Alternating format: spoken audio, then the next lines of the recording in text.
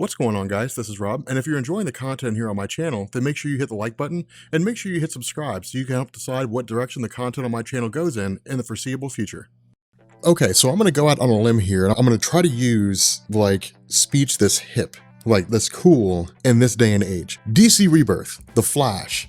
This story is lit. Is that what you guys say? It's lit? I'm trying to connect with the youth of today. I'm a 32-year-old man. I don't know what kind of speech young people use now. I guess I'm not really that old, but back in my day, it was, man, this story's on point, or this story's amazing, or something like that. I don't know what kind of slang phrases you guys use now. Post comments below and let me know, because I'm kind of curious. Anyway, this story is awesome. I mean, this is just an example of how DC Rebirth is setting the world on fire. It's crazy how good this is. And Joshua Williamson, I swear to God, he's hitting it out of the park with every single story of the Flash. What this story does is this actually brings the Shade back into the Flash mythos, or back into the DC mythos. Now, the Shade was a really, really cool character, but he was always kind of enigmatic. I wouldn't say he's like the Phantom Stranger, but I would say that in a lot of ways, it was kind of curious in terms of how he worked, because he'd experienced a lot of changes over the years. I mean, he was originally a Flash villain way back in the Golden Age, but with Zero Hour, Crisis in Time, they changed a lot of things. With Starman, they changed a lot of things. For those of you guys who don't know, Zero Hour is one of those lesser known crises, really the only lesser known crises. Whenever people think of major crisis events, they think of Crisis on Infinite Earths, Infinite Crisis, and Final Crisis. They don't think of Zero Hour. After Crisis on Infinite Earths, there were still continuity issues, guys. I mean, it wasn't like a fresh reboot, everything was perfect. There were still some continuity problems. For example, if Earth 2 didn't exist, where did Power Girl come from? Because her origin story was never retold. And so because of that, DC launched some different crises event in order to rectify some of the continuity issues that had built up after Crisis on Infinite Earths. With Shade, I always felt like he was tied really more into DC's angelic pantheon more so than the traditional superhero roster. And what I mean by that is in DC, usually in Vertigo, that's where you find a lot of their traditional religious-based stories using characters that are based on traditional religious figures. For example, that's where you'll find Lucifer Morningstar. That's where you'll find the various angels, Seraphim, and so on and so forth. That's where you're most likely to find things that deal with the presence or God in the DC universe, the God of Abraham, if you were to cite a religion. With Shade, he was a guy that basically drew his power from what was called the Great Darkness. Now, the Great Darkness is not to be confused with Lucifer. As far as I've been aware, as far as I've been able to tell, the Great Darkness was effectively the evil half of God. When God was let there be light, it was just as much creating the multiverse, as it was casting off his darker half and just leaving pure good to populate all things in existence. And this actually fell in line with DC's original creation story in the sense that during Crisis on Infinite Earths, when it talked about the origin of the DC multiverse, basically what we were told was that the DC multiverse was pure good, or the universe was pure good. And then when Krona of the Guardians of the Universe went back to look at the origin of creation, he introduced evil into a universe that didn't have it before, spawned the multiverse, and then created the Antimatter universe, which is where the Anti-Monitor came from. It was effectively unleashing the Great Darkness and all the things that came along with it. It was really cool how those things kind of intertwined and came together to create a more cohesive story. But Shade is not part and parcel to the Great Darkness so much as Shade is able to draw on it as a source of power. And so what Joshua Williamson was basically doing here was taking this element of Shade and saying, okay, Shade as we know him is the other half of the Flash mythos. If the Flash, Barry Allen, and if Wally West and all these different members of the Flash family are drawing on the Speed Force, which is kind of their afterlife is pure light, then that means that the Great Darkness is the opposite. It's the great evil, so to speak. It is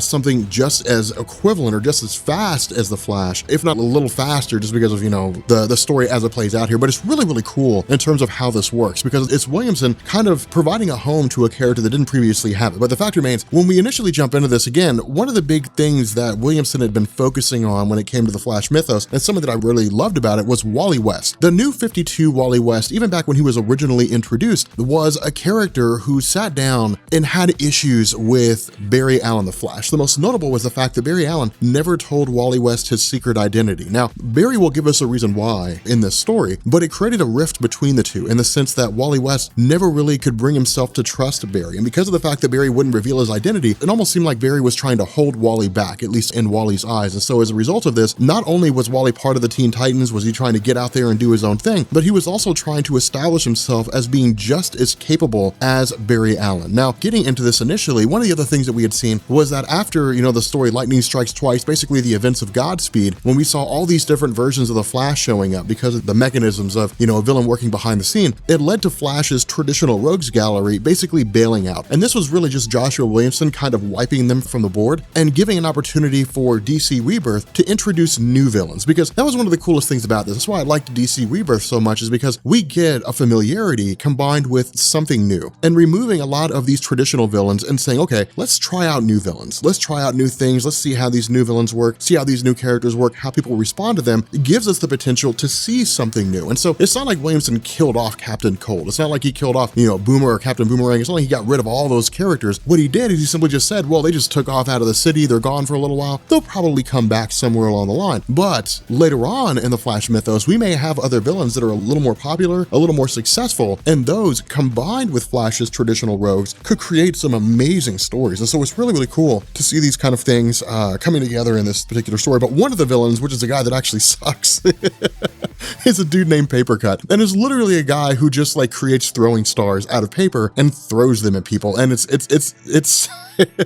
it's kind of lame, but it's also funny too. This is really what I think Williamson was shooting for. I don't think he was expecting us to look at Papercut and say, hey, here's a legitimate villain that the Flash could go against. It was, hey, here's a goofball who thinks he can take the place of the Flash's traditional rogues. Now, the other half of this is that Papercut, as he calls himself, effectively is a guy that can control anything made out of wood. And this is where Williamson begins to move away from this laughable, goofy villain to a guy that could legitimately pose a threat to Flash. If he can control anything made of wood, it means trees, it means paper, anything that has wood in it or is derived from wood is under the control of Papercut. And so it's really him setting the stage and saying, okay, look, Papercut's going to be taken prisoner. He's going to be defeated by Barry Allen. He's going to go against Wally West. Wally West is going to be toppled pretty easily due to his recklessness, but it's setting the stage for something else later on down the line. And so we'll probably see Papercut make a return somewhere along the line. In all honesty, I thought he was kind of funny. I thought he was kind of a funny villain, and I wouldn't mind seeing a little bit more of him. But the other half of this, and this is something that I really, really enjoy, this is why I love the character development of the Flash mythos so much, is because Williamson actually sits down and has Barry Allen discuss things with Wally West. And the reason being because Wally West was supposed to be in school. Barry would have originally stepped up and would have basically, stopped Papercut, which he ultimately ended up doing. But Wally West being there was immediately Barry realizing that he was ditching school. Now, of course, Barry had been told this by Iris, but,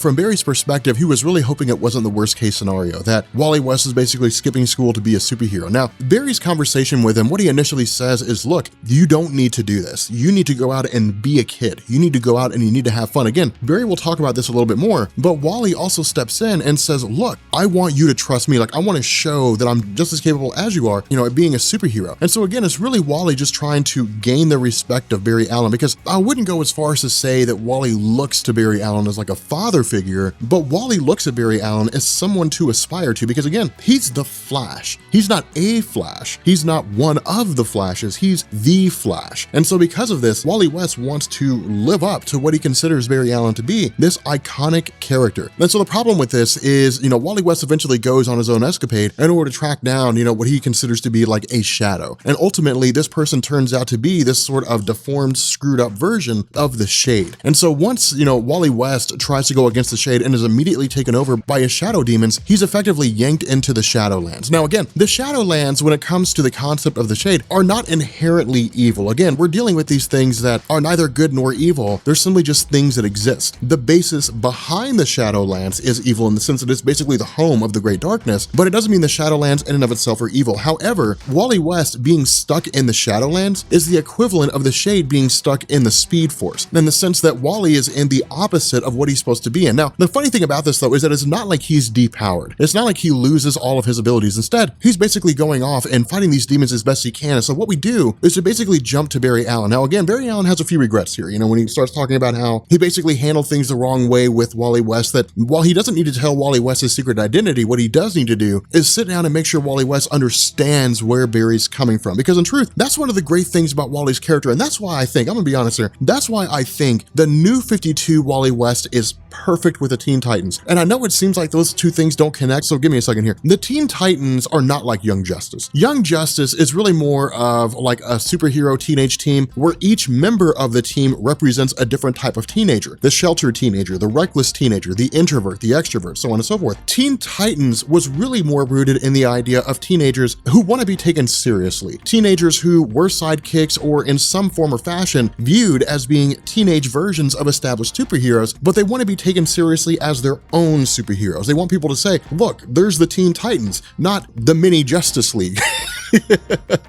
You know, there is Aqualad, not mini Aquaman. And so because of this, they were always setting out to try to create their own niche, trying to form their own legacy, while also respecting the legacy that came before them from traditional superheroes. But because of this concept, because of the fact that Wally West is like this quintessential example, because he's this kid that wants to be considered his own superhero, because he wants to be treated equal to Barry Allen, because he wants to be viewed as someone that can legitimately be a partner as opposed to a protege, he fits in perfectly with the ideology behind the Teen Titans. And that's why I say things are so cool with DC Rebirth, is because whether it is the continuity of the story or whether it is how the individual heroes are treated within DC Comics, everything comes together. Everything just moves from one thing to the next. And it seems so fluid and it seems so organic. So I really, really love what's happening here. Now, that all could just be a coincidence. I have a hard time believing that DC sat down and they said, okay, guys, we all need to write Wally West the same way. I have a hard time believing that was the case. It just seems like it would make sense. With any kind of comic book publishing company, you always run into that people become attached to a certain kind of character. And if some story changes the way that character is designed or written, then that story becomes the outlier and nobody considers that story to be good. That's one of the reasons why Justice League's getting a lot of flack right now. But in any event, you know, we basically pick up with Barry heading back to the home of Wally West, of course, speaking with him, or at least intending to speak with him, you know, talk to him a little bit more about, you know, what he meant when he was a little hard on him the night before. But then we find out that Wally West is gone.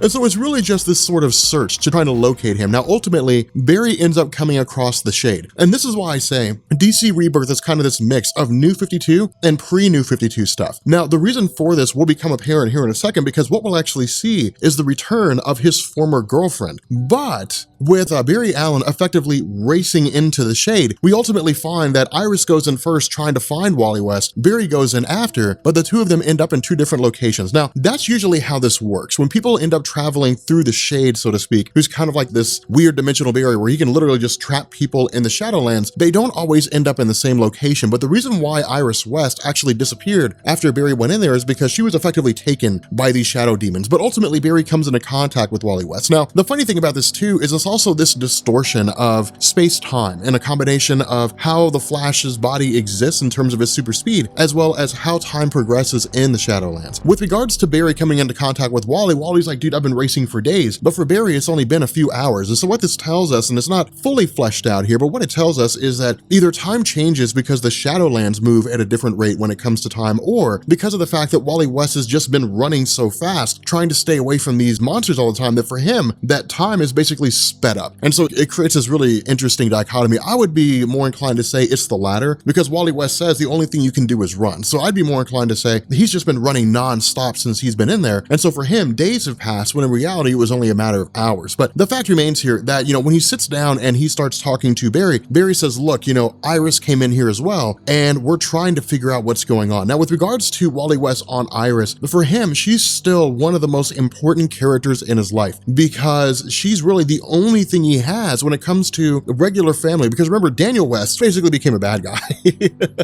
And so because of this, you know, Iris, at least, you know, the prospect of losing Iris is something that Wally West can't handle. But in the midst of their discussions and their conversations, they're suddenly met with the actual Shade himself. Now, what he tells us, because when I first saw this, I was like, okay, what's going on? Why are we getting a physical manifestation of the Shade on Earth, but then we're actually seeing the Shade here in the Shadowlands? Like, what's going on? Well, what he does is he basically gives us this background where he brings in Hope O'Dare. And this is why I say this is pre-New 52 stuff, because Hope O'Dare was a character that was, as far as I'm aware, she was introduced either as part of Starman or around the time of Starman, but she was basically this woman that was written into the mythology of the Shade in an attempt to basically reform him from a bad guy into being a good guy. Now, he was already on his way to being a good guy, but Hope O'Dare helped him to complete this transition. The problem with Shade, and what he tells us here, is that he was always fearful that things would screw up. Now, this is where Joshua Williamson is tying into the Shade mythos and saying that he doesn't really control the Shadowlands so much as he can tap into them. He doesn't control the demons so much as he can tap into them to use them for his own ends. The issue with this, so the way that Williamson does this, is he basically says the demons have a will of their own. They can do whatever they want to. It's just that Shade can normally bend them to his will. The problem is that because of his self-doubt, because of his self-loathing, because of his belief that things would inevitably screw up, he basically engineered his own downfall. He allowed these demons to essentially take over his body, take over his mind, and commit acts in his physical form. And so because of this, he asks a really, really cool question. This is something that I really like. Shade asked the question, was he being taken over and was he committing these crimes because the demons made him, or was he doing this because his subconscious subconscious wanted to, and is really who he is. That on a fundamental level, when you cut past all of his attempts to be a good guy, is Shade really just a villain at his core? Now, the reason why this question is asked is because, again, the source of his power is the Shadowlands and the Great Darkness. His power source is tied to evil, and so it's almost like he's destined to be evil. He's always going to be a bad guy. That seems to be the implication in terms of how he views himself. Now, of course, Hope eventually finds out about the actions that had taken place, and in response, these shadow demons had effectively grabbed her and whisked her away. And so because of this, Shade had essentially created a sort of physical manifestation on the earthly plane and then sent it out in an effort to contact the Flash, which ultimately ran into Kid Flash instead. And so what Shade says is, look, I'm not nearly as powerful as I should be. I don't have nearly the kind of control that you're used to seeing. Now, of course, Wally West is left out on a lot of this stuff because remember, Barry Allen and Shade have a huge history together, especially when it comes to the events of Blackest Night. And so because of that, Wally West doesn't really know everything that's going on. He's not really sure about what's happening when it comes to this guy, the Shade. But what he does is try to step up in his own way, because remember, the Shade's kind of down here. He's kind of sad, and he's kind of like, well, sometimes fate's out of our hands. Sometimes there's nothing we can do. But what Wally West says is that's never the case. Saying that saying your life is out of your hands is a coward's way of being inactive. What he says is a courageous person takes life in their own hands. Sure, there are aspects of life that you just can't control, but to throw it all out the window and to say, well, life is life and there's just nothing I can do about it, is effectively giving up. It's really just taking the coward's way out. And so he says, you got to step up, man. Now, the other thing here, though, is that Barry Allen kind of steps in and says, hey, look, man, you probably knew that stuff before I showed up, so don't tell him that I taught you that, but it's cool that you believe that. Just keep on keeping on, Kid Flash. And so what Shade says is, look, there's a much bigger picture going on here. There's basically this Tower of Darkness. There is this spiral that exists in the Shadowlands, and the goal of this spiral is to essentially penetrate the dimensional barrier between the Shadowlands and the real world and engulf the world in shadow demons. It would effectively take everything over, and it would spill eternal darkness onto the earthly plane. Now, we know that if this were to happen, let's be honest here, we know if this were to happen, the Spectre would show up and just eliminate all these demons. But for the sake of storytelling, of course, we end up having Barry Allen and Kid Flash save the day, which is actually kind of cool. I like that. A lot of people ask questions, like, what's the point of the story if some major person can show up? You hear that a lot with Marvel Comics. But why doesn't Franklin Richards just fix everything? Why doesn't Eternity or why doesn't the Living Tribunal step in? Well, they could, but it takes away from the story. There's a million scenarios, like every single story arc that's happened in DC Rebirth so far, it could be fixed by the Spectre just stepping in and whisking these guys away. Saying, okay, well, you're done now. It's the Judge of God doesn't want you doing anything, so you're gone, and that's it. But it takes away from the story. It takes away from something that could be compelling. Not only that, these stories are just as much to be compelling for us as readers as it is to drive character development. And so because of this, Williamson basically takes this approach that Barry Allen and Wally West seem to be overwhelmed. Not only that, these shadow demons have effectively corrupted Hope O'Dare and Iris West, bending them to evil. And so really what seems to be happening here is that they're effectively made queens, and that if this spiral is successful in breaking the dimensional barrier, that Iris West and Hope O'Dare will basically lead these shadow demons into wiping out all light on the face of the earth. And so again, this is really kind of a funny situation because this is just as much a training session for Wally West as it is for Barry Allen. This is why I say the Flash's new powers, because Wally West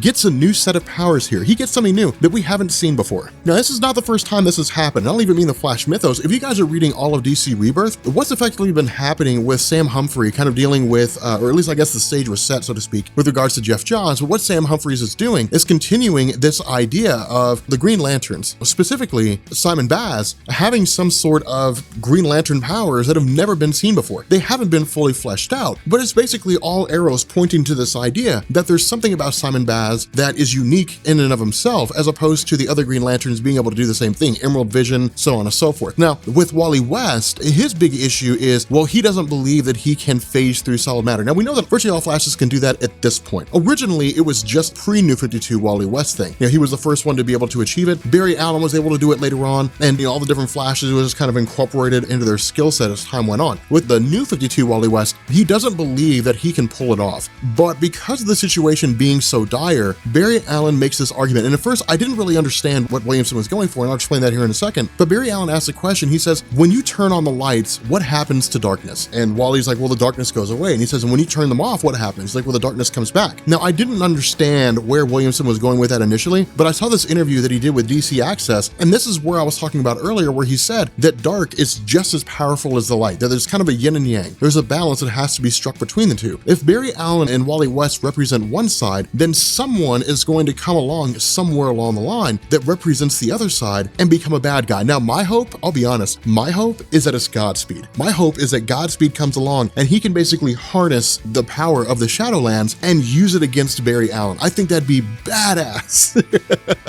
I don't know if that's gonna happen or not, but post a comment and let me know if you hope that's the case, that, you know, that he's able to tap into the energies while still using the Speed Force. That'd be pretty amazing. But, you know, it's just really this idea, it's just as much about an inner struggle. You know, Wally West's own doubt, Wally West's distrust of Barry Allen, Wally West's loathing in the sense that he feels in a lot of ways that he's failed as the Flash, so on and so forth. But what he does is he tries to vibrate as best he can. But what he does is he actually finds himself in the middle of what appears to be time being stopped. And this is really, really cool because Barry Allen can do this. Barry Allen can effectively move so fast that it seems like they're not moving at all. In fact, there was a comic, I believe, and somebody can correct me whether I'm wrong, and maybe it was Wally West that did this, but there was a comic where the Flash and Superman had this conversation like this, like the whole comic, as far as I'm aware, is just like this super long, drawn out conversation between Superman and the Flash. But what we learn is the entire conversation had happened when like a coffee cup had fallen off, you know, a waitress's, whatever she was carrying it or something along those lines. But between the time that the coffee cup began to fall and hit the ground, I think like the entire comic book had taken place. Things were moving that fast. Like they were literally talking that fast. I'm not going to swear to that because I'm kind of pulling that one off the top of my head, so I could be entirely wrong, but feel free to post a comment and correct me if I am wrong. But the idea here is that in Wally West trying to vibrate as fast as he can, his new power manifests in the form of molecular disruption, in the sense that he literally disrupts the molecular structure of these shadow demons and disperses them, effectively killing them and destroying them. Now, the reason why this matters is because Joshua Williamson never introduces anything without doing something with it later on. And so what this means is that this new power of Wally West will be expanded. It'll be experimented. You know, Barry Allen will test it to see what it is that Wally West can do in terms of what the limits are, how it works. But this looks like it's going to be a power that's used much later on down the line. And I wouldn't be surprised if this was used to like disperse the Speed Force powers of a Flash villain, you know, somebody like Godspeed or something along those lines. But, you know, at the very least, this comic wraps up pretty fairly. I mean, it wraps up pretty quickly in the sense that we basically have Iris West trying to overcome her influence by the Shadow Demon. She's successfully able to do so. Ultimately, she's rescued by Barry Allen and Wally West. And in their attempts to effectively break away by destroying all these Shadow Demons and really just kind of fist pumping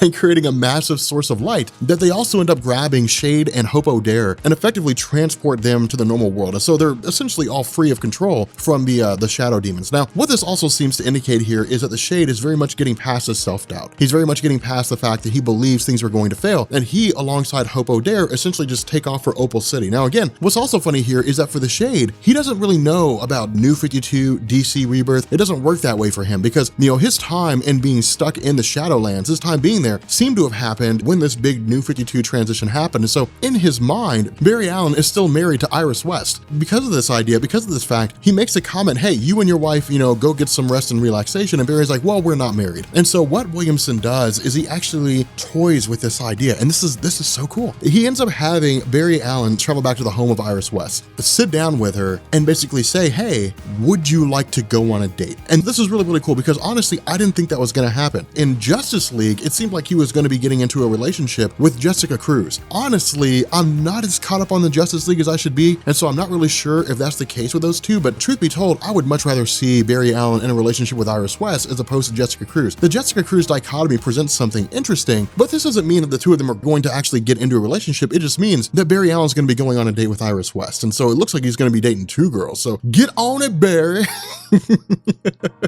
But in any event, if you guys are new here to Comics Explained, make sure you hit the sub button to become part of the Rob Core. If you guys enjoyed this video, make sure you drop a like, and I will catch you all later. Peace.